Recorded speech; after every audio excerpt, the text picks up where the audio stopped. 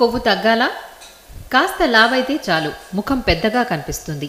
శరీరంతో పాటు ముఖానికి వ్యాయామం అవసరం. అదెలాగంటే దవడల క్రింద భాగంలో కొవ్వు ఉంటే ఈ వ్యాయామం ప్రయత్నించవచ్చు.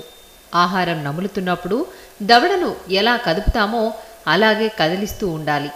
పెదాలు మాత్రం కలిపే ఉంచాలి. ఇలా 5 సెకన్లు చేసి విరామం తీసుకుంటూ ఉండాలి.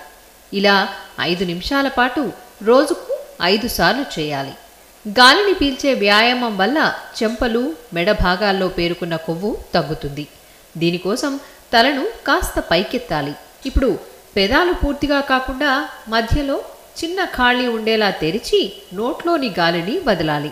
చెంపల్లో కొవ్వు తగ్గాలంటే కళ్లతోనే వ్యాయామం చేయొచ్చు.